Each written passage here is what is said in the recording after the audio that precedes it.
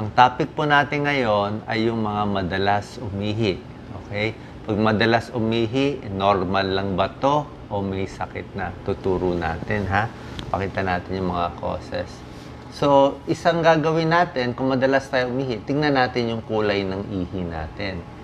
Pag clear ang kulay, sabihin maganda. Marami kang tubig, hindi ka dehydrated. Pag pale yellow, okay pa rin yan. Pero kung ganito, medyo yellow-orange, dehydrated na. Lalo na kung malabo-labo, pwedeng meron ka ng urinary tract infection. Merong mga pagkakataon na normal lang po kahit madalas ka umihi. Ano to? Palagay natin, inom ka na inom ng tubig. Water therapy, di ba? Tinuturo natin, mga 10 to 12 glasses a day. Maraming iniinom, maraming iniihi. Normal lang yon. Kung malakas ka sa kape, ang kape kasi nakakaihi. Malakas uminom ng alak, hindi ko nga pinapayo uminom ng alak, pero kung malakas ka mag-alak, napapaihi ka rin. Yung mga lalaki na may prostate problem, ituturo natin mamaya.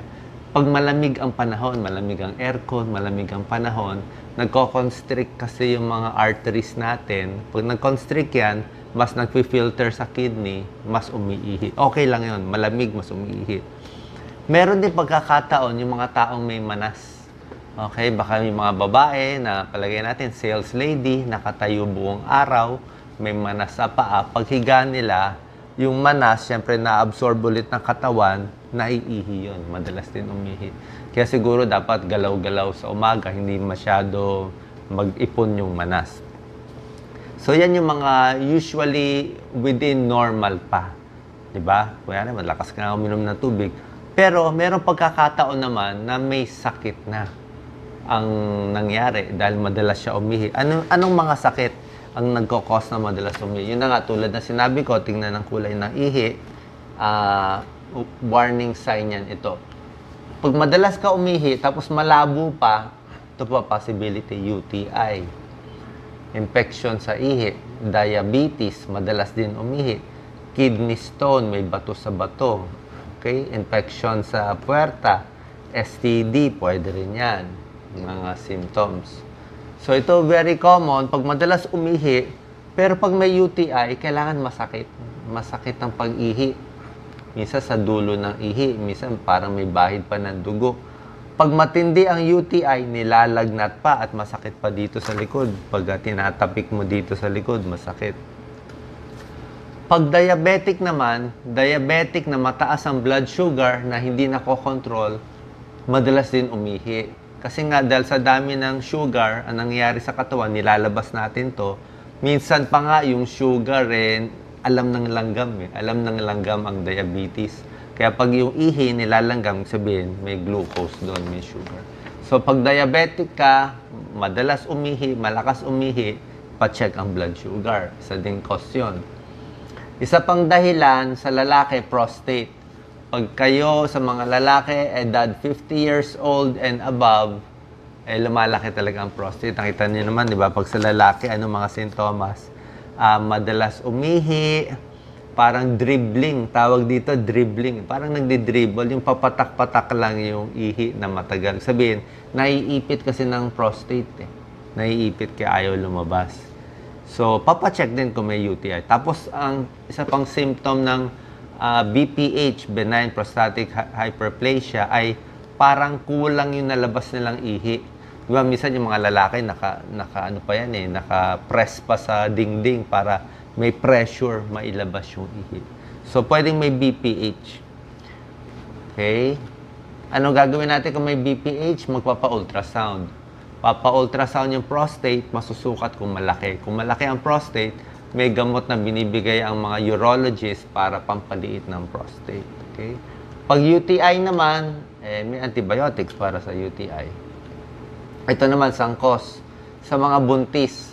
Sa mga buntis, pag third trimester, 7 months, 8 months na, malaki na yung uterus niya, nakapisil na sa pantog, madalas sila umihi. Alam to ng mga buntis, di ba? So, titingnan din natin. Wala namang masama doon, pero mga buntis, at risk din sila magkaroon ng UTI. So, pag madalas umihi, papa-urinalysis din natin ang mga buntis. Baka meron ding infection sa ihi. Meron ding ibang mga sakit na nagkakos ng madalas umihi, mga na-stroke. Pag na-stroke kasi wala nang control eh. Minsan din naman cancer sa bladder, cancer sa prostate, possible din, bato, bladder stone, kidney stone, posible din. Yung mga umiinom ng pampaihi, diuretics, Lasix, furosemide, di ba, hydrochlorothiazide. Kung meron kayong gamot na pampaihi, mapapaihi din. Minsan din naman, nervyos. Ito, okay lang naman kung nervyos sa nervyos. Minsan bata nervyos, matanda nervyos, napapaihi ka. Napapa-jingle kasi ninenervyos. Okay lang yun, wala namang problema. So ano ang gamutan natin? Depende sa cause. Pag UTI, antibiotics. Pag BPH, malaking prostate, gamot sa prostate enlargement. Pag diabetes, mag-dieta, pati gamot sa diabetes. Paano natin ipiprevent itong frequent urination? Palagay natin wala ka nitong mga sakit na to. Pakita natin, Doc Lisa. Di sa gabi, di bawasan mo nalang inom mo ng tubig. Or bago ka matulog, talagang ilabas mo lahat ng ihi mo.